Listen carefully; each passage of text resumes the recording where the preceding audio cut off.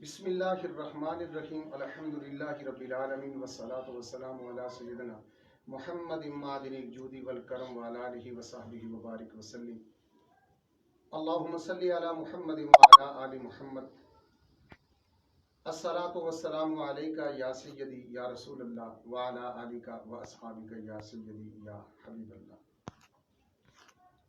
جب موسم گل آتا ہے، باد بہاری چلتی ہے، ویرانے گلستان تو گلستان ہیں، ویرانے بھی رش کے سب چمن بن جاتے ہیں۔ سنگلاہ پہاڑی چٹانیں ہوں، دریاؤں کے کنارے ہوں، زرخیز زمین ہو یا کہ بنجر زمین، جب بہار آتی ہے تو ہر طرف اپنی اپنی نور کے پھول اور شگوفے کھل اٹھتے ہیں۔ لیکن یہ رعنائی، یہ دل فریبی تو ظاہری فصل بہاراں کی ہے۔ کبھی کبھی وجود انسانی بھی ایسی ہی بہاروں سے آشنا ہو جاتا ہے جس سے اس کے قلب و روح مہک مہک اٹھتے ہیں، اور یہ فضائیں آسمان سے اترتے ہوئے فرشتوں کے نور سے منور ہو جاتی ہیں۔ انہی بہاروں میں سے ایک بہار، یہ ماہ رمضان، ماہ سیام، اپنی پوری آن و بان کے ساتھ، اپنی پوری شان کے ساتھ ہم پہ طلوع ہو چکا ہے، اور الحمدللہ آپ اس پلیٹ فارم پر ہر روز ایک خوبصورت پروگرام رمضان کے حوالے سے سماعت کرتے ہیں، دیکھتے ہیں۔ رحمت رمضان ٹرانسمیشن میں آج آپ کے سامنے بحیثیت میزبان پہلی دفعہ حاضر خدمت ہو رہا ہوں۔ آپ جانتے ہیں کہ اس پروگرام کے بانی، اس پروگرام کے روح رواں، اس پروگرام کی جان ہماری مشہور شخصیت اور مشہور نقیب محفل برادر اصغر، برادر طریقت رئیس رحمانی الخیری بڑے خوبصورت انداز میں اس پروگرام کو آگے لے کے بڑھتے ہیں۔ آج ان کی نہ ہونے کی وجہ سے میں آپ کی خدمت میں حاضر ہوں، اور یہ شرف میزبانی مجھے حاصل ہو رہا ہے۔ میری دوسری خوش قسمتی یہ ہے کہ ہمارے آج کے اس پروگرام میں جو مہمان علماء کرام ہیں، ثناخان ہیں، میں اس کی طرف بڑھتا ہوں۔ آپ دیکھ رہے ہیں کہ میرے بائیں طرف مشہور صوفی، مشہور ذاکر اور دربار عالیہ مرشد آباد شریف پشاور کے خلیفہ مجاز، پیر طریقت، رہبر شریعت، پیکر اخلاص و محبت، جناب پیر صوفی محمد منیر ستی الخیری دامت برکاتہم القدسیہ تشریف فرما ہے۔ آپ کی تشریف آوری پر صمیم قلب سے آپ کا شکریہ ادا کرتا ہوں۔ میرے اگلے مہمان آپ دیکھ رہے ہیں کہ ملک پاکستان کے نامور ثناخان، اور پھر ثناخانوں میں وہ ثناخان جو صوفی منش ثناخان ہیں، بڑی خوبصورت انداز میں حضور کی بارگاہ میں عقیدتوں محبتوں کے پھول نچھاور کرتے ہیں۔ آج بھی ہم ان کی خوبصورت ثناخانی سماعت فرمائیں گے۔ جناب تبسم حسین ہارونی، آپ کا بھی شکریہ ادا کرتا ہوں۔ اور میرے اگلے مہمان ممتاز مذہبی سکالر پروفیسر ڈاکٹر یاسر حسین ستی الخیری، جو کہ کسی تعارف کے محتاج نہیں ہیں، علمی روحانی شخصیت ہیں۔ آج وہ پھر ہمارے مہمان بنے ہیں۔ میں اپنے جملہ مہمانوں کا صمیم قلب سے شکریہ ادا کرتے ہوئے آپ سب کو ایک مرتبہ پھر اس رمضان ٹرانسمیشن میں دل کی اتھا گہرائیوں سے خوش آمدید کہتا ہوں۔ آپ سب کا یہاں آنا، یہاں بیٹھنا ہمارے لیے بڑی سعادت مندی ہے، اور پھر ہم جناب قبلہ ڈاکٹر صاحب سے گفتگو کریں گے اور مختلف سوال و جواب ہوں گے، ان سے ہم اکتساب فیض کریں گے۔ ہمارے ساتھ قبلہ صوفی صاحب تشریف فرما ہیں۔ ہمارے لیے ان کا ہم بیٹھنا ہی ہمارے لیے بڑی سعادت مندی ہے۔ آپ کی بھی خوبصورت باتیں، نصیحت آموز باتیں ہم سنیں گے، اور بارگاہ رسالت مآب صلی اللہ علیہ وسلم میں ہدیہ عقیدت سے آغاز کر رہا ہوں۔ میں مملکت خداداد پاکستان کے نامور ثناخان جناب تبسم حسین ہارونی صاحب سے عرض کر رہا ہوں کہ آپ اپنے مخصوص انداز میں حضور کی بارگاہ میں گلہائی عقیدت و محبت پیش فرمائیں۔ بسم اللہ الرحمن الرحیم۔ پہلے تو میں آپ تمامی احباب کا اور لطیف صاحب کا اور جتنی بھی ٹیم ہے، رئیس رحمانی ہے، شکیل ہارونی ہے، سب کا شکریہ ادا کرتا ہوں کہ انہوں نے مجھے اپنے اس پروگرام میں مدعو کیا ہے، اور اس ٹرانسمیشن کے انعقاد پر میں آپ سب کو مبارکباد پیش کرتا ہوں۔ اللہ کریم اس مایہ سیام کو ہمارے لیے ذریعہ نجات بنائے، اور اس کے انوار و تجلیات سے مستفید ہونے کے ہمیں توفیق عطا فرمائے۔ میں حضور کی شان میں چند اشعار نعت پاک کی پیش کرنے کی سعادت حاصل کرتا ہوں۔ صلی اللہ علیہ یا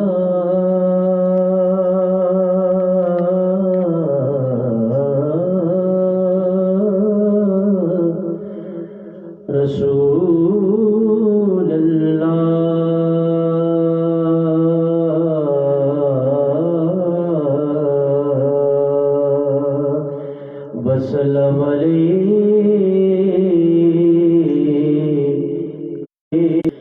لب پہ ہو سے الا اور میری جان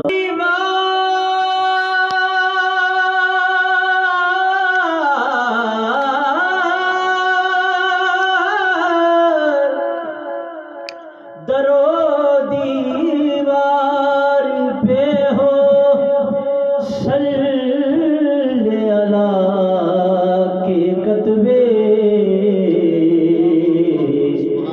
بعد مرنے کے میرے گھر سے یہ سامان نکلے بعد مرنے کے میرے گھر سے یہ سامان نکلے صلی اللہ نبینا صلی اللہ محمد لا الہ الا اللہ لا الہ الا اللہ لا الہ الا اللہ لا الہ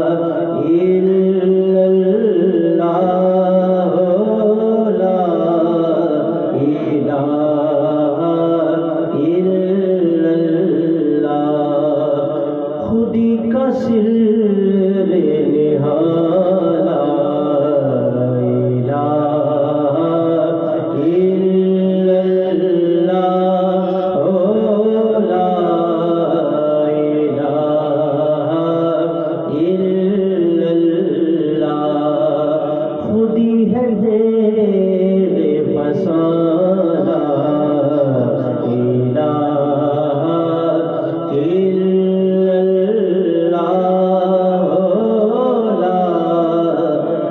لا الہ الا اللہ اگرچہ بت ہے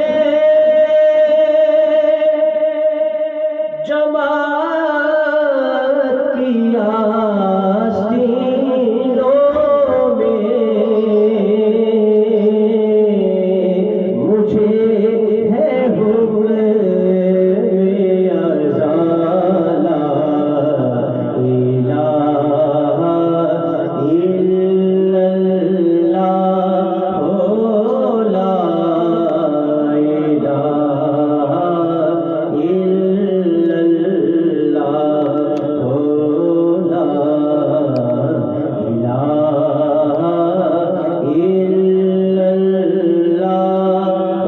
اللہ لا الہ الا اللہ لا الہ الا اللہ یہ نغمہ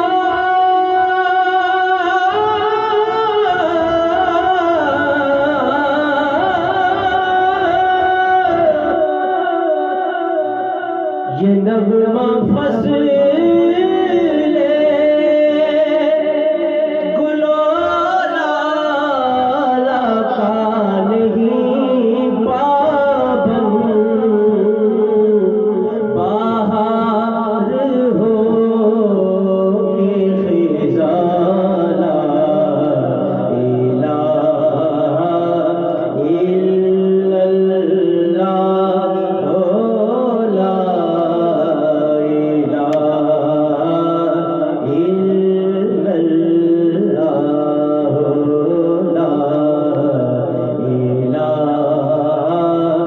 الا اللہ لا الہ الا اللہ لا الہ الا اللہ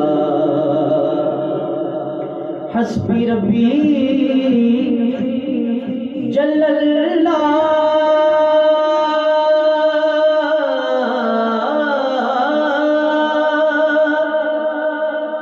ما فی قلبی غیر اللہ نور محمد صلی اللہ لا الہ الا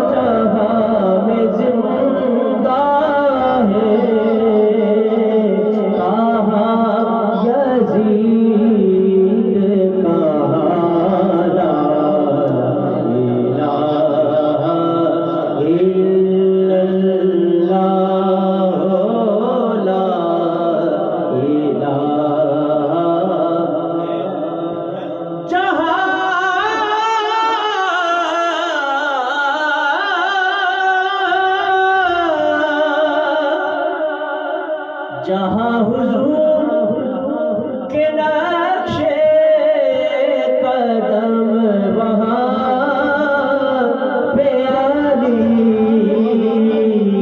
जहाँ हुसैन वाला इलाहा इल्लल्लाह,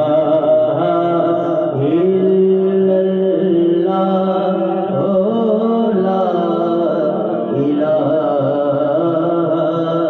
इल्लल्लाह मुहम्मदुर रसूलुल्लाह सल्लल्लाहु अलैहि वसल्लम। माशाअल्लाह जी, बहुत खूब। क्या कहने डॉक्टर साहब, बड़े खूबसूरत अंदाज में तबस्सुम हुसैन हारूनी साहब ने कलमा शरीफ का विर्द किया। यहीं से हम आगे बढ़ते हैं। उन्होंने एक शेर पढ़ा कि ये नगमा फसले लाला व गुल का नहीं मोहताज, बहार हो के खिज़ां ला इलाहा इल्लल्लाह। मशहूर राइटर इशफाक अहमद लिखते हैं कि एक मीवा नामी एक जापानीज लड़की हमारी ऑफिस कोलीग थी।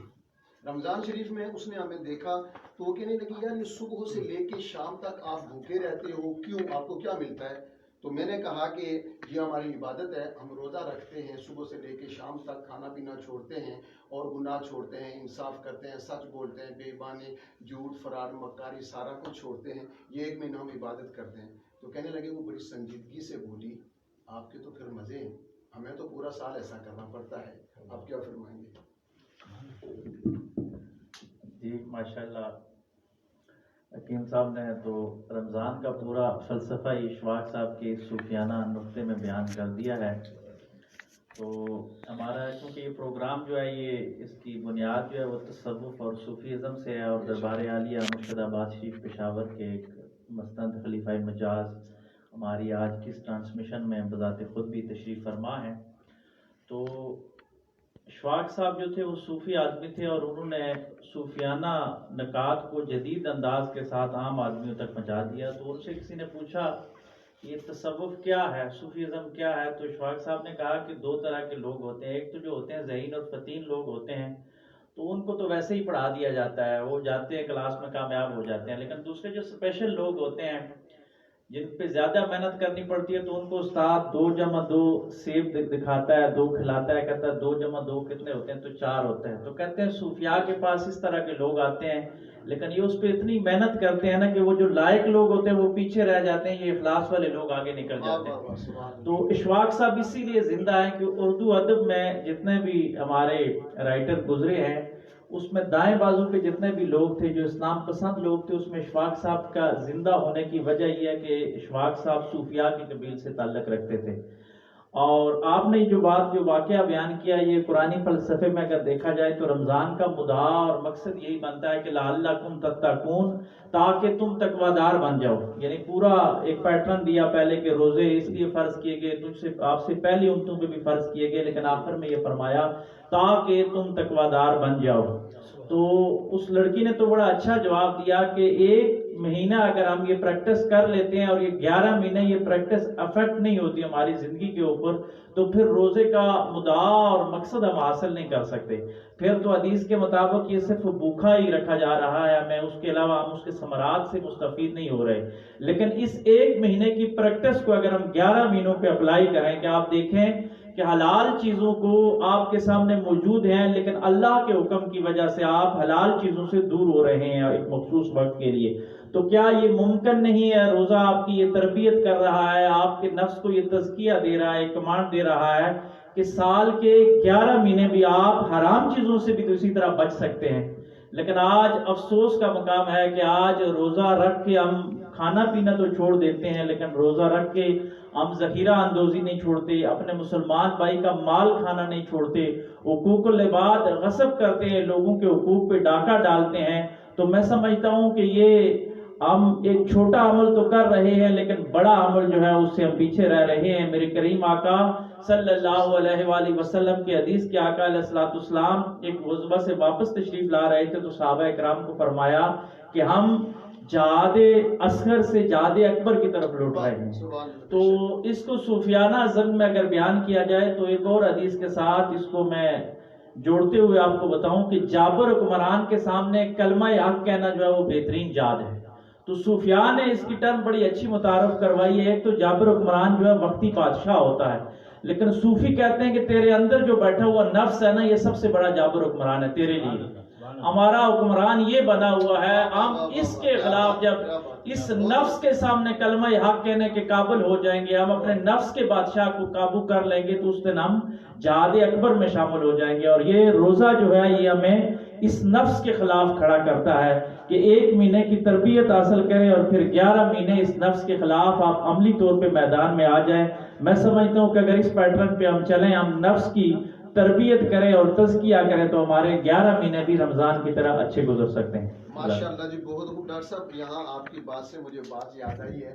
حضور خواجہ خواجگان عالمی مبلغ اسلام پیر طریقت رہبر شریعت الشیخ ابوالخیر پیر محمد عبداللہ جان نبیر اللہ مرکزہ، آپ کے پاس ایک بندہ آیا، بڑی لمبی تفصیل ہے، میں گشاد کر رہا ہوں. اس نے بہت سارے علماء سے سوال کیا کہ بھائی یہ جو قل هو اللہ احد ہے قرآن میں، تو یہ اللہ کے نبی کو کہا گیا کہ آپ کہو کہ اللہ ایک ہے، اب یہ قرآن میں یہ کس لیے ہے؟ کہتے ہیں بہت سارے علماء کے پاس گیا ہوں، مجھے کہیں سے جواب نہ ملا، آپ سے یہ سوال کیا کہ بھائی اس کا مجھے جواب دیں. تو انہوں نے فرمایا کہ اب ہم اپنے نفس کو کہیں گے کہ کہہ دو کہ اللہ ایک ہے. آپ نے صوفیانہ انداز میں بہت خوبصورت انداز میں روزے کی وضاحت فرمائی. ساتھ ہی یہ فرما دیں کہ ٹھیک ہے، میں آسان لفظوں میں آپ نے عرض کر دی، میں آپ کے سامنے عرض کر رہا ہوں آسان لفظوں میں کہ ہم رمضان شریف میں کوشش کرتے ہیں جھوٹ نہ بولیں، بے ایمانی، دغا، فراڈ، ہر برے کام سے بچنے کی کوشش کرتے ہیں. بحیثیت مسلمان صرف اسی مہینے میں یا ہم پر کیا لاگو ہے کہ ہم پوری زندگی ایسے کریں گے؟ اس بارے میں آپ ہمارے ناظرین کو ذرا اور آسان لفظوں میں مزید آسانی ہو جائے گی. جی، کل کی نشست میں بھی یہ فرمایا گیا تھا کہ جنید بغدادی رحمۃ اللہ علیہ کا قول ہے کہ جو روزہ ہے یہ نصف طریقت ہے، یعنی آدھی طریقت روزے میں انسان کی پوری ہو جاتی ہے اور آدھے باقی معاملات سارے ہیں جو ولایت کے انسان طے کر جاتا ہے. تو اسلام جو ہے یہ تو 24 گھنٹے کا دین ہے اور سال کے 12 مہینوں کا دین ہے. اور ادخلوا فی السلم کافہ کہ اسلام میں پورے کے پورے داخل ہو جاؤ. تو صبح اٹھنے سے لے کے رات کے سونے تک اور سونے کے بعد کے معاملات تک بھی اسلام ایک مکمل ضابطہ حیات ہے، وہ ہمیں تمام پیٹرن دے رہا ہے. لیکن روزہ اس لیے درمیان میں آ گیا، 1 مہینے کے طور پہ یہ خصوصی پریکٹس اس لیے کروائی گئی کہ انسان ایک ہی پیٹرن پہ چلتے ہوئے 2 طرح کی نفسیات ہوتی ہیں. ایک تو طور پر انسان کے اوپر آتا ہے کہ وہ اپنے نفس کی جو ان کمیوں کوتاہیوں کو، ان 11 مہینوں کی کمیوں کوتاہیوں کو دور کر کے اب تطہیر باطن کی طرف آ جائے، تاکہ یہ 1 مہینہ اتنی زیادہ پریکٹس کر لے کہ اس مہینے کی علاوت کی وجہ سے، اس مہینے کی چاشنی کی وجہ سے وہ سال کے جو 11 مہینے ہیں اس کے اندر تقوی داری جاگ جائے اور وہ تقوی اور للہیت اور خوف خدا والی زندگی گزار سکے. لیکن ہر چیز کے اندر ایک روح ہوتی ہے، اور روزے کی جو روح ہے وہ فقط یہی ہے کہ انسان نفس کشی کرے، اپنے نفس کو مارنے کی کوشش کرے، کیونکہ شیطان تو قید ہو چکا ہوتا ہے. ہم 11 مہینے تو شیطان پہ تہمت لگاتے ہیں کہ ہم سے جتنے بھی گناہ سرزد ہوتے ہیں کہ یہ شیطان ہم سے کروا رہا ہے. لیکن ہمارے اندر بیٹھا یہ جو نفس ہے، نفس 2 ہی کیفیات میں رہ سکتا ہے، یا یہ رحمانی کیفیت میں ہوتا ہے یا یہ شیطانی کیفیت میں ہوتا ہے. جس کا نفس جتنا زیادہ رحمانی کیفیت میں پایا جاتا ہے وہی اللہ کا زیادہ قرب رکھتا ہے، وہی اللہ کا ولی ہوتا ہے. تو یہ 1 مہینہ میں انٹرپٹ کر رہا ہوں معذرت کے ساتھ کہ اس وقت تو شیطان تو پابند سلاسل ہیں، تو اس وقت جو لوگ گناہ کرتے ہیں، کوئی روزہ نہیں رکھتا، کوئی جھوٹ بولتا ہے، تو اب شیطان پہ تو الزام نہیں ہے، وہ تو چلا گیا ہے. پھر یہ کون سی چیز ہے جو اسے ابھار رہی ہے کہ وہ اس وقت بھی گناہ کرتا ہے؟ جی، یہ ہم نشینی جو شیطان کی ہوتی ہے نا، 11 مہینے جو شیطان کے دوست ہوتے ہیں، اور ہمارا نفس جو ہے یہ سب سے بڑا دوست ہوتا ہے.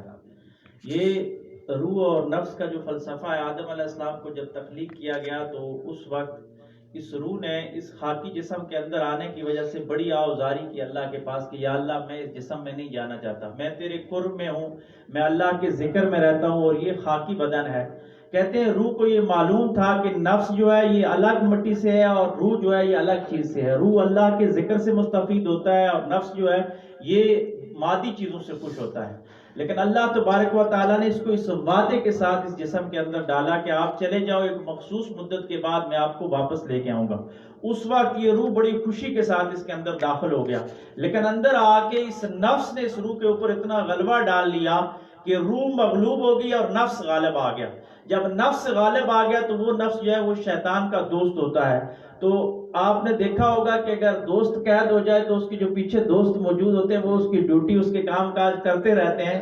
تو شیطان تو قید ہو گیا ہے، لیکن طاغوت کے جو شکنجے ہیں، یہ طاغوت جو ہے یہ عالمی طور پہ بھی پوری دنیا کے اندر چھایا ہوا ہے، اور ہماری انفرادی زندگیوں میں بھی کہیں نہ کہیں کار فرما ضرور ہے.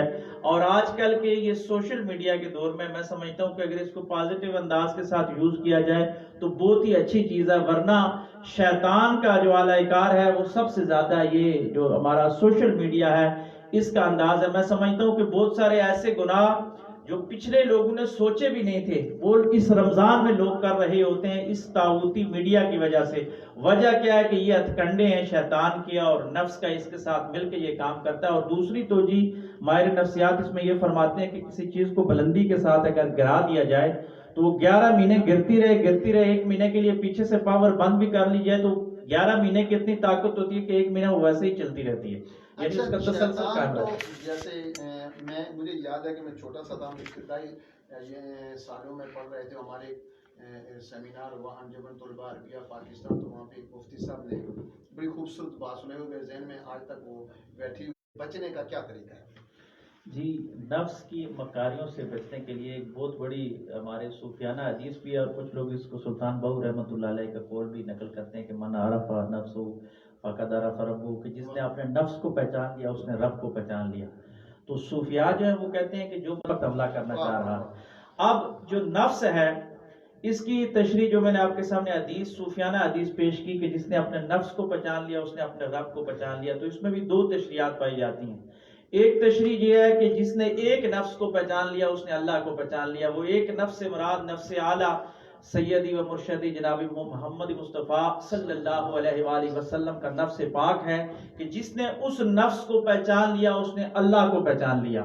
ایک صوفیاء کا طرق جو ہے وہ اس طرف تشریح لے کے جاتا ہے، لیکن دوسرے صوفیاء جو ہیں وہ یہ کہتے ہیں کہ جس نے اپنے نفس کو پہچان لیا اس نے گویا رب کو پہچان لیا. اب اپنے نفس کی معرفت کے لیے آپ نے کرنا کیا ہے کہ 2 کام آپ نے کرنے ہیں کہ ایک اللہ تبارک و تعالیٰ کا ذکر ہے اور ایک نیک لوگوں کی صحبت ہے. کیونکہ حدیث شریف کا مفہوم ہے کہ آقا علیہ الصلوۃ والسلام نے فرمایا کہ سیاہ قلب کی جو طہارت ہے، سیاہ قلب کس چیز سے صاف ہوتا ہے، تو آقا علیہ الصلوۃ والسلام نے فرمایا کہ وہ اللہ تبارک و تعالیٰ کے ذکر سے اور موت کو کثرت کے ساتھ یاد کرنے سے ہوتا ہے. تو جو آدمی جتنا زیادہ اللہ تبارک و تعالیٰ کا ذکر کرے گا اتنا اس کا قلب صاف ہوگا. جب اس کا قلب صاف ہو جائے گا تو اس کا نفس جو ہے وہ تزکیہ نفس والی منازل طے کر کے پاک اور باطن صاف ہو جائے گا. پھر اس کے اندر اللہ کا نور جو ہے وہ اجاگر ہو جائے گا اور پھر وہ شیطان کے حملوں سے ہمہ وقت محفوظ ہو جائے گا. اور اللہ کا ذکر یہ ہمہ وقت کرنے کی ضرورت ہے. اس ذکر الہی کے جو انسانی زندگی پر اثرات ہیں اس کو آپ کی بات سے جوڑتا ہوا آج لے چلوں کہ جدید سائنس نے اس چیز کو پروو کیا ہے کہ آپ کیفیات دیکھیں کہ ہماری زبان سے جو چیز نکلتی ہے یہ فضا میں تحلیل ہو جاتی ہے، یہ ختم نہیں ہوتی. یعنی ذکر کے علاوہ بھی ہم جو بھی بات کر رہے ہیں یہ فضا میں تحلیل ہو جاتی ہے. باقاعدہ اس پہ تجربے ہوئے ہیں کہ صوتی آوازیں فضا میں جا کے اپنا اثر چھوڑتی ہیں. آپ دیکھیں کہ انسان شدید ترین ڈپریشن میں ہو تو مسجد کی جو فضا ہے وہاں ہر وقت اللہ کے ذکر کی ایک علاوت ہوتی ہے، اس فضا میں اللہ کا ذکر ہوتا ہے. جو ہی آدمی مسجد کے اندر داخل ہوتا ہے باہر اس کے دماغ کی کیفیت اور ہوتی ہے، سیکنڈز میں کیفیت تبدیل ہو جاتی ہے. حالانکہ اس نے کوئی پریکٹیکل نہیں کیا ہوتا لیکن وہ اللہ کے ذکر کی فضا اس کو اپنے اثار میں لے لیتی ہے. اسی طرح آپ اللہ کے ولی کے دربار کے اوپر چلے جائیں، باہر قدم رکھیں گے تو آپ کی کیفیت اور ہے، جو ہی ایک قدم اندر رکھیں گے وہ فضا اللہ کے ذکر سے منور ہے، وہ فضا آپ کو کیپچر کر لے گی، آپ کے ذہن کی کیفیت تبدیل ہو جاتی ہے. جدید سائنس نے اس کو پروو کیا ہے کہ فضا جو ہے یہ انسان کے اس چیز کو تبدیل کر دیتی ہے. اچھا اس کو دوسرے انداز کے ساتھ دیکھتے ہیں. آپ ایک متوازن آدمی کو پاکستان میں باقی دنیا کی بات نہیں کر رہا، عدل و انصاف کے بڑے اچھے نظام ہیں، لیکن پاکستان کی کچہری میں اگر انسان کو لے جایا جائے تھانے میں تو ایک نارمل آدمی باہر اس کی کیفیت اور ہوتی ہے، جو ہی تھانے یا کچہری میں جاتا ہے تو اس کی کیفیت اور ہو جاتی ہے. وہ کہتا ہے میرا دل تنگ ہو رہا ہے. اس پہ سماجی طور پہ اگر دیکھا جائے نفسیاتی مسئلہ ہے کہ جو کچہری کی فضا ہے وہ جھوٹ بول بول کے ہر وقت وہ شیطانی فضا بن چکی ہوتی ہے. اب جو اللہ کا ذاکر جاتا ہے ایک متوازن آدمی وہاں جاتا ہے تو اس کا دل تنگ ہونا شروع ہو جاتا ہے. اچھا جو بندہ صبح و شام جھوٹ بولتا ہے، جھوٹی قسمیں کھاتا ہے، وہ کچہری میں جا کے خوش ہونا شروع ہو جائے گا. تو یہ ذکر کے ایک اثرات ہیں، یعنی باہر کی کیفیت آپ کو اثر دیتی ہے. اور اس کو اس انداز سے لیں کہ میرے آقا علیہ الصلوۃ والسلام نے، بات لمبی ہو جائے گی، کہ آقا علیہ الصلوۃ والسلام نے ایک قبر پہ کھڑے ہو کے درخت کی ٹہنیاں لگائی اب چاہیے تو یہ تھا کہ آقا علیہ الصلوۃ والسلام جس قبر پہ خود موجود ہے تو پھر عذاب ہو رہا ہے، یعنی رحمت للعالمین موجود ہے تو پھر درختوں سے سہارا لینے کی کیا ضرورت ہے کہ جب تک یہ ٹہنیاں ذکر کریں گی تو قبر سے عذاب اٹھا لیا جائے گا۔ حقیقت میں آقا علیہ الصلوۃ والسلام یہ جدید سائنس کا مسئلہ قیامت تک کے لیے سمجھا رہے تھے کہ لوگوں یہ درخت اللہ کا ذکر کرتے ہیں، اگر مردہ اس درخت کے ذکر کے نیچے بیٹھے تو اس کو سکون آ جائے گا، اور آپ زندہ انسان ہیں، آپ خود ذکر نہیں کرتے۔ آپ اس چیز کو پریکٹیکل دیکھ لیجئے گا، جتنے بھی ناظرین ہمارے دیکھ رہے ہیں کہ آپ ڈپریشن میں ہوں، آپ کسی درخت کی چھاؤں میں بیٹھ جائیں، کوئی عمل نہ کریں۔ اب درخت، سبز درخت ہر وقت اللہ کا ذکر کر رہا ہے، وہ ذکر کا جو نور ہے چھما چھم آپ پہ برس رہا ہے۔ درخت کے نیچے آپ کا سکون اور ہوتا ہے، دھوپ کے اندر جائیں گے تو آپ کی کیفیت اور ہو جائے گی۔ لوگ اتنا خرچہ کر کے، اتنی انویسٹمنٹ کر کے جاتے ہیں، جی مری جا رہے ہیں، گلیات جا رہے ہیں، ناران کاغان جا رہے ہیں، لوگ اس لیے وہاں جاتے ہیں کہ ہمیں سکون مل جائے۔ ارے انسان اگر تو اللہ کا ذکر اپنے گھر میں شروع کر لے تو وہی تمہیں یہاں بھی اثر ہو جائے گا۔ مری ناران کاغان میں درخت زیادہ ہیں، ہریالی زیادہ ہے، اس لیے اللہ کا ذکر زیادہ ہے، وہ فضا اٹریکٹ کر کے انسان کو سکون عطا کرتی ہے۔ تو نفس کی طہارت کا واحد ذریعہ ہے کہ اللہ کا ذکر، اور ہم نے اور آپ نے تو سب نے دیکھا کہ ہمارے خواجہ صاحب کی چہرے پہ کتنی ایک نور برس رہا ہوتا تھا، وہ اللہ کے ذکر کا یقیناً یہ نور تھا، اور ذکر سے ہی ہمیں تعلق جوڑنا ہوگا، ہماری نفس کی اصلاح ہو جائے گی۔ ڈاکٹر صاحب بلا مبالغہ میں اگر یہ کہوں کہ آپ کی باتیں سونے کے پانی سے لکھنے کے مترادف ہیں تو یہ مبالغہ نہیں ہے۔ مجھے یاد ہے کہ میں اپنے قبلہ حضور خواجہ ابوالخیر محی الدین پیر محمد عبداللہ جان نویر اللہ مرکزہ آپ کے ساتھ لاہور کے تبلیغی دورے پہ تھا، تو وہاں پہ ایک کیفیت بنی ہوئی تھی اور بہت بڑا پروگرام تھا، تو وہاں پہ میں نے ایک شعر پڑھا تھا کہ یا رب شب وصال کو اتنا طویل کر کہ تا حشر مسجدوں میں اذان سغاد نہ ہو۔ میں سمجھتا کہ وہ کیفیت آج پھر بڑھتی جا رہی ہے، ذکر پر آپ بہت خوبصورت گفتگو کر رہے ہیں، تو چونکہ دامن وقت میں گنجائش نہیں ہے، میں نے قبلہ صوفی صاحب سے بھی دعائیں لینی ہیں، پھر ہم نے ہارون بھائی سے انشاءاللہ نعتیں پھر سننی ہے، لیکن میری جو دل کی خواہش تھی کہ آپ کے ساتھ بات کی جائے اور آپ کی باتیں سنی جائیں۔ یہاں جو آڈین پس آئینہ بیٹھے ہیں وہ بھی بہت خوش ہو رہے ہیں اور ہمارے مہمان بھی خوش ہو رہے ہیں۔ ایک لفظ بولا جاتا ہے شریعت، طریقت، تصوف، معرفت، یہ تو بہت بڑا بحر بے کنار ہے۔ میں چاہوں گا کہ آپ مختصر وقت میں یہ بتا دیں کہ یہ شریعت اور طریقت کوئی علیحدہ علیحدہ چیزیں یا ایک ہی چیز ہے، اس کی تھوڑی سی آپ وضاحت فرما دیں۔ جی، اس کو آج کل کے دور میں بڑا سوال کیا جا رہا ہے، جی طریقت صاحب طریقت لوگوں پہ بڑے اعتراضات بھی لوگ کرتے ہیں، لیکن یاد رکھیے گا شریعت پہ جو چلنے کا راستہ ہے حقیقت میں اسی کو طریقت کہا جاتا ہے، لیکن صوفیاء نے اس کی ڈپتھ میں جا کے بتایا، اور ہر محدث نے جب حدیثیں نقل کی ہیں تو پہلی حدیث وہ یہی لے کے آئے کہ انما الاعمال بالنیات، کے اعمال کا جو دار و مدار ہے وہ نیت کے اوپر ہے۔ ہمارے خواجہ خواجگان خواجہ ابوالخیر پیر محمد عبداللہ جان صاحب رحمۃ اللہ علیہ فرمایا کرتے تھے کہ دیکھیں نیت کا اتنا عمل ہے کہ ایک آدمی اس نیت کے ساتھ نماز پڑھتا ہے کہ میں مسجد جاؤں گا تو جماعت کے ساتھ پڑھوں گا تو 27 نمازوں کا ثواب ملے گا۔ ایک آدمی اس نیت کے ساتھ نماز پڑھتا ہے کہ میں کعبے میں نماز پڑھوں گا تو مجھے 1,00,000 کا ثواب ملے گا، مسجد نبوی شریف میں پڑھوں گا تو 50,000 کا ثواب ملے گا۔ لیکن حضرت صاحب فرماتے تھے کہ صوفی کی عجیب نیت ہوتی ہے، صوفی اس نیت کے ساتھ نماز پڑھتا ہے کہ نماز میرے آقا علیہ الصلوۃ والسلام کی آنکھوں کی ٹھنڈک ہے۔ اب یہ طریقت ہے۔ شریعت وہ ہے کہ آپ کے اعمال گنے جا رہے ہیں، لیکن طریقت آپ کے اعمال کو تول رہی ہے۔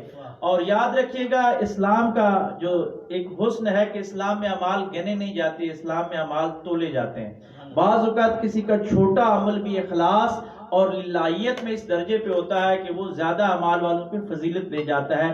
یہ جو اعمال کے تول کا حساب بتاتے ہیں یہ طریقت والے اور صوفیاء ہی بتاتے ہیں۔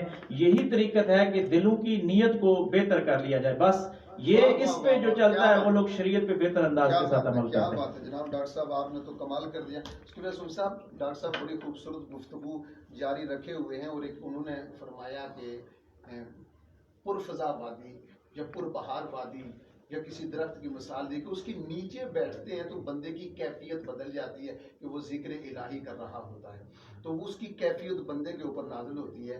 تو یہ جو ہم صوفیاء کے پاس جاتے ہیں، اولیاء اللہ کے پاس جاتے ہیں، اس میں اور اس میں کتنا ایک فرق ہے کہ اگر درخت کے پاس بیٹھنے سے سکون قلب ہوتا ہے تو اللہ کے ولی کے پاس سے کیا ملتا ہے؟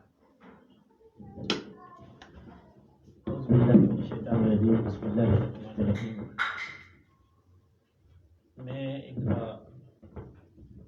فیصلہ کے تبلیغی دورے پہ تھا، سب نے حضور خواجہ خواجگان نبو خیر پیر محمد عبداللہ جان صاحب रहमतुल्लाह अलैह तशरीफ़ फरमा थे। मैं बिल्कुल सामने बैठा हुआ था, तो मेरे दिल में ख्याल आया कि ये कहते हैं औलिया के पास जो है वो नज़र कीमिया होती है, और इनके पास बैठे हैं तो वो नज़र डालते हैं तो इंसान की कैफियत बदल जाती है। तो पता नहीं वो कौन सी होती है, वो कैसी होती है। जैसे मेरे दिल में ये ख्याल आया, हुज़ूर ख्वाजा ख्वाजगान ने यूं नज़र फेरी और मेरी तरफ देखा, और चेहरे पे एक मुस्कुराहट थी। जैसे ही यूं मेरे ऊपर वो नज़र डाली ना, तिरछी नज़र, तो फिर मेरी चीखें निकल गई, और मैं जितनी देर फिर महफिल में रहा मैं रोता ही रहा। तो मतलब पूरी कैफियत ही बदल दी। तो ये है औलिया अल्लाह के पास बैठने से। वो एक पीर मेरे निशात साहब रहमतुल्लाह अलैह का मशहूर वाक़या ना कि आपके पास एक किसी मकतबा फ़िक्र से मौलवी साहब मुफ्ती साहब तशरीफ़ ले गए। अब उस वक्त वो पुराने दौर की बात है, एक वो पंखा लगा हुआ है, वो मेरे निशात साहब के ऊपर हवाएं दे रहा है, बाकी सारे गर्मी में बैठे हुए, गर्मी है, पसीना है। मुफ्ती साहब पीछे से उठ के तो आगे आ गए। तो आगे आके ना तो मेरे निशात साहब के कान में कहा कि हज़रत मेरा एक सवाल है। आपने फरमाया पूछो। कहने लगा सवाल ये है कि कहते हैं कि औलिया अल्लाह के मज़ार के करीब, यानी उसके कब्र के करीब अगर बंदा दफन हो जाए या उसकी महफिल में बैठ जाए तो वो जो है वो बख्शा जाता है। तो उसकी बख्शिश कैसे हो जाती है अगर उसने अमल ही कोई नहीं किया? अमल औलिया अल्लाह ने अमाल किए होंगे, जिक्र किया होगा, लेकिन उसने अमल ही कोई नहीं किया, कब्र के नज़दीक उसकी कब्र होगी, तो वो कैसे बख्शा जाता है? फिर मेरे निशात साहब रहमतुल्लाह अलैह ने फरमाया कि मुफ्ती साहब आप अगर पीछे बैठे हुए थे तो आपके पसीने निकल रहे थे। कहते हैं हाँ जी बिल्कुल ऐसे ही है। तो आप मेरे जब करीब आए तो ये पंखा जो मेरे लिए लगा हुआ था मुझे हवा दे रहा था, इसकी हवा आप पर भी पड़ी, आपका पसीना खुश्क हो गया, ऐसे ही है? कहते हाँ हाँ ये तो है। कहते ये पंखा तो मेरे लिए था, आपके लिए तो था ही नहीं, लेकिन आप चूंकि मेरे करीब आ गए तो मेरे ऊपर जो हवा पड़ रही थी वो आपको भी पड़ गई। तो बिल्कुल इसी तरह अहलुल्लाह के पास जब आप बैठेंगे, उनके मज़ार के करीब आपकी कब्र होगी या उनकी महफिल में आप बैठेंगे, उनकी मजलिस में, उनकी मैयत में बैठेंगे, जो अल्लाह की रहमतों का बरकतों का नूर उनके ऊपर हो रहा है, वो यकीनी तौर पर आपके ऊपर भी वो छींटे पड़ सकते हैं, और जब आपके ऊपर पड़ते हैं तो फिर आपका भी काम बन जाता है। माशाअल्लाह, क्या बात है जी, बहुत खूब। किबला सूफ़ी साहब बेहतरीन आपने मिसाल दी है और हमें समझाया है कि अल्लाह वालों के कुर्ब में जब बंदा बैठता है तो जो रहमत इलाहिया अल्लाह अपने बंदे पर नाज़िल फरमाता है, तो फिर उस बंदे के कुर्ब और मायत में जो अहबाब बैठे होते हैं वो भी उससे मुस्तफ़ीज़ होते रहते हैं। तो हम भी आज इंशाल्लाह इन दो शख्सियत से मुस्तफ़ीज़ हो रहे हैं। तो एक नात के लिए फिर हम चलते हैं जनाब तबस्सुम हुसैन हारूनी साहब की खिदमत में कि जिस अंदाज से आपने पहले कलमा तय्यबा का विर्द किया है, इसी तरह आप मोहब्बत के साथ फिर एक हुजूर की नात पढ़ेंगे, हमारे कुलूब व ज़हन को मुनव्वर फरमाइए। क्योंकि ये सूफिया के महफिल है और हम निस्बत रखते हैं तमाम अहबाब किसी न किसी दरगाह खानका से, तो मैं रूमी कश्मीर का पेश करने की सादत हासिल करता हूँ। सल्लल्लाहु अलैका या रसूल अल्लाह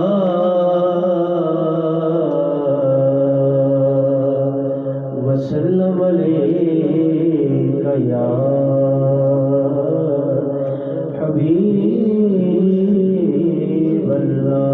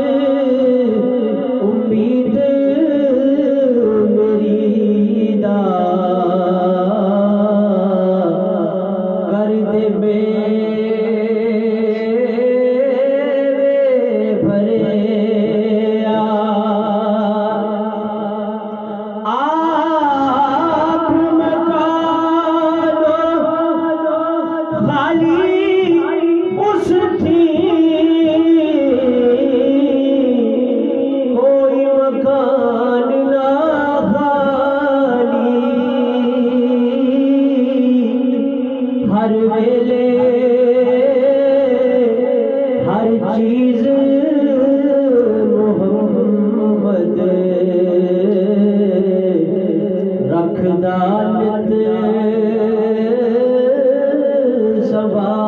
संभाली हर वेले हर चीज मोहम्मद रखता नित संभाली आमदनीनो आमदनीनो अज राजी करिए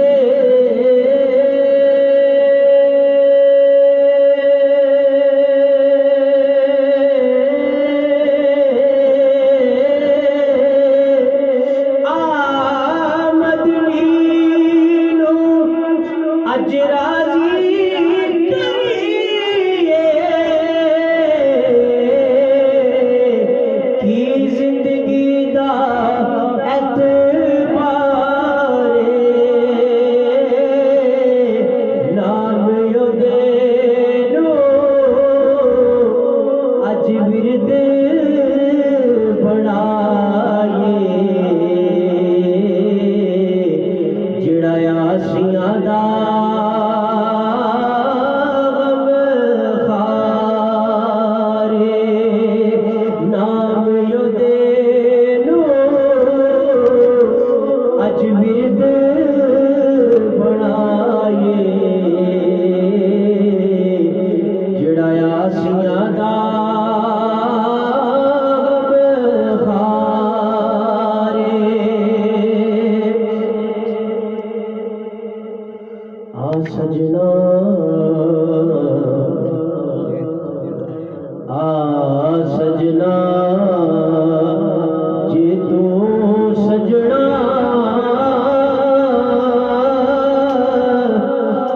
बिन सजना नहीं सजना जिन्ना ने तकिया मेरे नबी नो ओ नारजे नारजना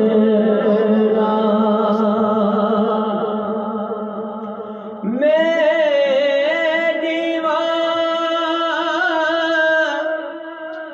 मेरा मुर्शद उच्चा मैं सजुचा देनाई सदके जावा उन्हां मुझे आताई जिन्ना यसनी व्याला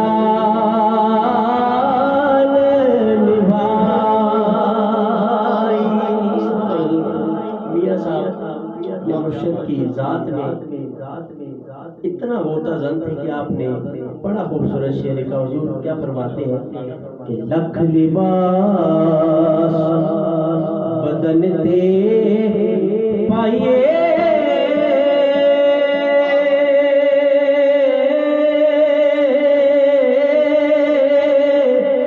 पीर बिना कंडे नंगी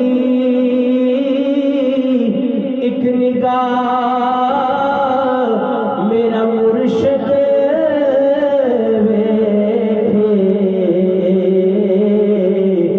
लख हजार तो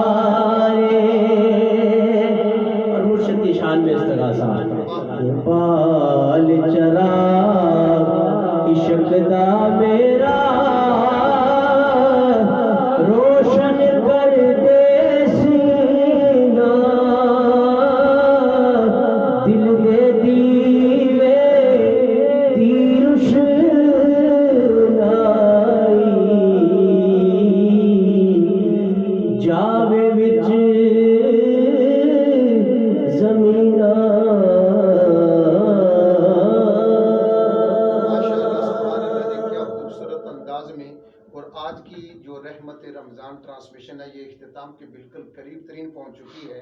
मैं आज की इस गुफ्तगू के हवाले से सिर्फ इतना कह के आगे बढ़ूंगा, मैं डॉक्टर साहब की जानिब बढ़ने लगा हूँ कि आज की हमारी ये जो गुफ्तगू है ना, ये शरीयत, तरीक़त और तसव्वुफ़ का रंग इसके ऊपर ज़्यादा माशाल्लाह, क्योंकि हम सारे लोग उस सूफियाई निज़ाम से ताल्लुक़ रखते हैं, तो हुज़ूर मुजद्दिद पाक फरमाते हैं कि शरीयत अक़वाल मुस्तफ़ा का नाम है और तरीक़त अहवाल मुस्तफ़ा का नाम है। फ़कीर वो नहीं है जो भंगी हो, पोस्ती हो, मुँह दराज हो, खाना खराब हो, मदहोश हो, बदहोश हो, बल्कि फ़कीर की पहचान ये है कि वो ताबे सुन्नत हो, पाबंद शरीयत हो, सर पे सुन्नत का अमामा हो, जिस्म पे सुन्नत का जामा हो, जो मदीने की गलियों में बका की भीख मांगता फिरे, फ़कीर उसे कहते हैं। डॉक्टर साहब, दामन वक्त में गुंजाइश ख़त्म हो चुकी है, लेकिन मेरी अगर ज़ाती ख्वाहिश पूछी जाए तो मेरा भी आपसे बहुत सारी बातें करने का दिल करता है, लेकिन चले रमज़ान ट्रांसमिशन बाकी है। हमारे भाई रईस रहमानी अल खैरी जो इस प्रोग्राम के असल मेज़बान भी हैं और असल उसके मुंतज़िम आला भी हैं, उन्होंने आज बड़ापन का मुजाहरा किया और अपनी निशिस्त उन्होंने मुझे दी है। मैं एक मरतबा फिर इस कैमरे की मदद से अपने उस भाई का शुक्रिया अदा करता हूँ। इंशाल्लाह मैं उम्मीद रखता हूँ कि अगले हफ्ते को ये फिर मेरे लिए इस मोहब्बत का मुजाहरा करेंगे, फिर मैं आपसे महवे गुफ्तगू होऊंगा। आज की इस गुफ्तगू का आखिरी जो चैप्टर है लुब्बे लुबाब में आपको ये कहना चाहता हूँ कि 2 से 3 मिनट में आप आज के प्रोग्राम के हवाले से अपने नाज़रीन को क्या कहना चाहेंगे? जी, आज के प्रोग्राम के हवाले से हम खुलूस और इखलास के हवाले से बात करेंगे, क्योंकि तसव्वुफ़ तो नाम ही है इखलास पैदा करने का। लेकिन इसके साथ साथ ही जो सूफ़ी होता है, जो साहिब शरीयत और साहिब तरीक़त लोग होते हैं, वो मुसलमानों के आलमी मामलात से भी बेखबर नहीं होते। और मैं समझता हूँ कि आजकल का हमारा हर प्रोग्राम जो है उसकी इब्तदा और इंतहा जो है वो गज़ा के मासूम मुसलमानों के हवाले से होनी चाहिए। और आज के प्रोग्राम का भी हम जो इख्तिताम कर रहे हैं वो इसी के ऊपर कर रहे हैं कि हम क्या कर सकते हैं। हर आदमी सोचे अपने अंदाज के साथ कि हम फ़लस्तीन के मज़लूम मुसलमानों के लिए क्या कर सकते हैं। क़यामत के दिन ये हमसे सवाल किया जाएगा, हमसे पूछा जाएगा। और ये भी सूफिया के सर पे एक एजाज़ है कि हुजूर शेख अब्दुल कादिर जिलानी रहमतुल्लाह अलैह की जो फौज तैयार हुई थी उसी ने सिलिबियों का मुकाबला किया था। और ये जो सलाहुद्दीन अय्यूबी थे, ये शेख अब्दुल कादिर जिलानी रहमतुल्लाह अलैह के मरीदों में से थे। और शेख अब्दुल कादिर जिलानी के एक फर्जंद थे जो इसकी फौज में बाकायदा सिपाही के तौर पे इसके साथ लड़े हैं, यानी इस फौज में। तो उस वक्त भी फ़लस्तीन को सूफिया ने आज़ाद करवाया है। और आज भी मैं समझता हूँ कि इकबाल का वो पैगाम हमें आज सर चढ़कर बोल रहा है कि निकल कर खानकाहों से अदा कर रस्म शबीरी। आज भी हमारे जितने भी गद्दी नशीन हैं, सूफिया हैं, उनको चाहिए कि गज़ा के मसलूम मुसलमानों के लिए माली तौर पे, जानी तौर पे, रूहानी तौर पे हर महफिल के बाद उनके लिए खुसूसी दुआ फरमाएं। मैं पूरी मिल्लत से, पूरी कौम से ये दुआ अर्ज़ करूँगा कि हमारे गज़ा के मुसलमान भाइयों के लिए तहज्जुद में खुसूसी तौर पे दुआ फरमाएं। अल्लाह तबारक व तआला इस जुल्म का खात्मा फरमाए और रमज़ान मुबारक के इस बाबरकत महीने में हमें फ़लस्तीन के मुसलमानों की तरफ से खुशियाँ नसीब फरमाए। बहुत शुक्रिया। माशाअल्लाह जी, आज का ये खूबसूरत प्रोग्राम खिदमत रमज़ान ट्रांसफॉर्मेशन जो आप लोग देख रहे हैं, ये बिटानी चाय वालों की इश्तराक से और बिलखुसूस अल बदर स्कूल सिस्टम की इश्तराक से ये खूबसूरत प्रोग्राम आप देख रहे हैं।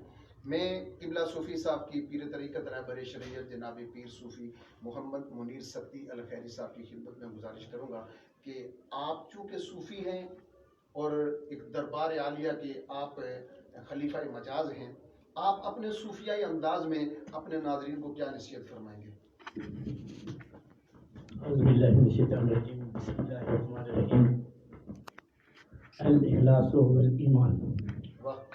इखलास ही ईमान है। मैं डॉक्टर साहब की ही बात के ऊपर बातें करके बात को ख़त्म कर देता हूँ।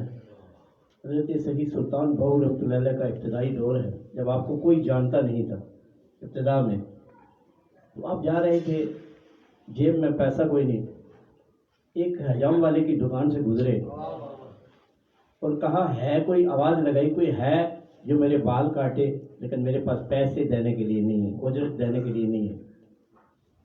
उस हजाम ने फौरी तौर पे आपको बैठा लिया और सारे गाहक पीछे कर दिए सारे। अब वो बाल काटता है सगी सुल्तान बहू रहमतुल्लाह अलैह के, और साथ ही रोता है, रोए जाता है, आंसू जारी हैं और साथ बाल काटता जाता है। किसी ने पूछा कि बात समझ नहीं आई, आप बाल काटते जा रहे हैं और रोते जा रहे हैं, और फिर आपने सारे गाहक साइड पे करके इस बाबे को बैठा लिया जो कहता है मेरे पास पैसे भी नहीं है और बगैर पैसों के काटने, इसकी वजह क्या है? उसने कहा कि सारी जिंदगी जो है वो अपने लिए काम करता रहा, यानी पैसे के लिए काम करता रहा। अब पहली दफा अल्लाह ने कोई काम मेरे लिए भेजा है, तो मैं ये खुशी के आंसू हैं मेरे कि आज अल्लाह ने मेरे पास कोई काम भेजा है, अपनी किस्मत में नाज करता हूँ, ये खुशी के आंसू हैं। तो आप अक्सर फरमाया करते थे सही सुल्तान बाबू रहमतुल्लाह अलैह कि मैंने इखलास एक हजाम से सीखा है। इसके ऊपर एक बात, आपको एक लतीफ़ा भी है, वो सुना के बात ख़त्म कर देते हैं। सरदार जी बड़े मशहूर है ना, ये जो सिख होते हैं मज़ाहिया अंदाज में बड़े मशहूर हैं। तो एक सरदार जी जो है ना वो चाय पीते हैं, अब चाय रखी है और साथ चम्मच रखी हुई है, यूँ चम्मच हिलाते हैं और चाय का एक घूंट लेते हैं और साथ मुस्कुराते हैं लोगों को देख के, फिर उसको हिलाते हैं, फिर घूंट भरते हैं और फिर मुस्कुराते हैं। किसी ने पूछा सरदार जी ऐ तुसी की कर रहे हो? चाह नूं हिलांदे हो, घुट भरदे हो ते नाल हसी जांदे हो, वजह की है?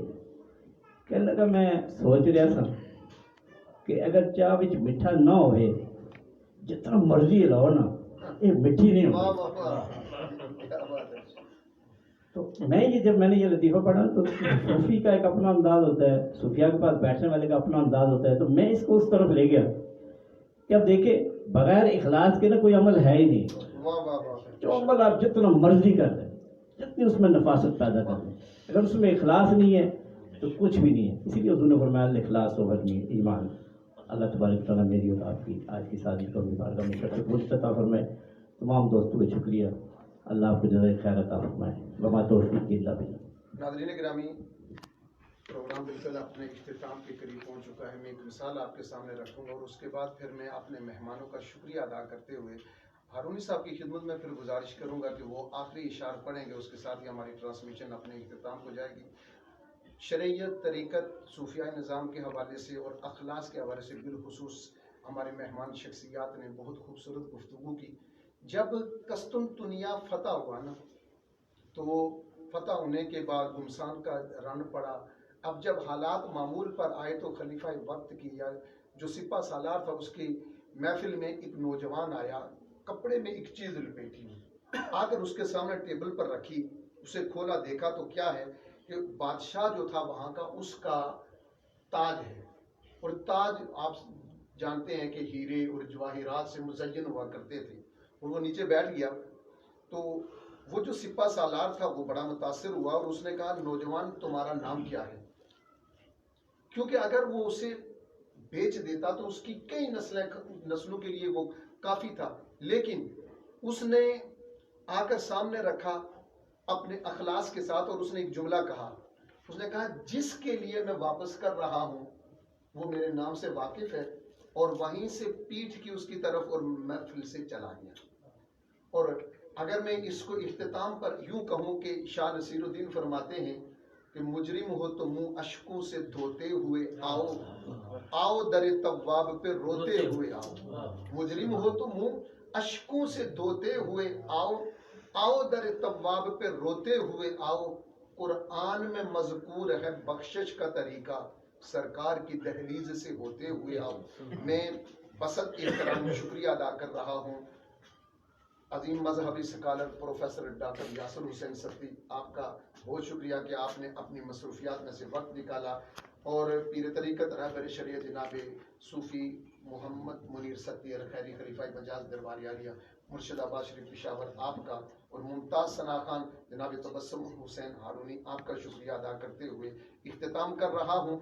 मैं तबस्सुम साहब आपकी खिदमत में गुजारिश करूँगा कि आप चंद इशारात के पढ़ेंगे, इसी के साथ हम यहीं से अलविदा हो जाएंगे। मैं अपने मुर्शिद गिरामी पीर तरीक़त रहबर शरीयत डॉक्टर गुलाम मोहम्मद गौहर नज़ीर سب سے زیادہ نشین مرکزی دربار عالیہ مولانا شریف، آپ نے حال ہی میں عمرہ شریف روانگی سے قبل یہ کلام لکھا تھا اور یہ کلام میرے حصے میں ہے اور میں پیش کرنے کی سعادت، چونکہ آج کل وائرل انفیکشن چل رہا ہے، تھوڑا فلو ہے، گلا بھی تھوڑا متاثر ہے، میں کوشش کرتا ہوں. کلام بڑا خوبصورت ہے. قراری دل گوہر کا سامان ہوا ہے، قراری دل گوہر کا، قرارے دل گوہر کا سامان ہوا ہے، قرار دل گوہر کا سامان ہوا ہے، قافلہ عشق جو مدینے کو چلا ہے، قافلہ عشق جو مدینے کو چلا ہے، قرارے دل گوہر کا، شہر طیبہ کی کیا بات ہے یارو، شہر طیبہ کی کیا بات ہے یارو، ہر گوشہ جس کا جنت سے سوا ہے، قرارے دل گوہر کا، نہ غم رہے گا نہ کوئی اب مرض بھی باقی، نہ غم رہے گا نہ کوئی اب مرض بھی باقی، خوشبو مدینہ ہی تو ہر دکھ کی دوا ہے، قرارے دل گوہر کا، جاتے ہیں وہی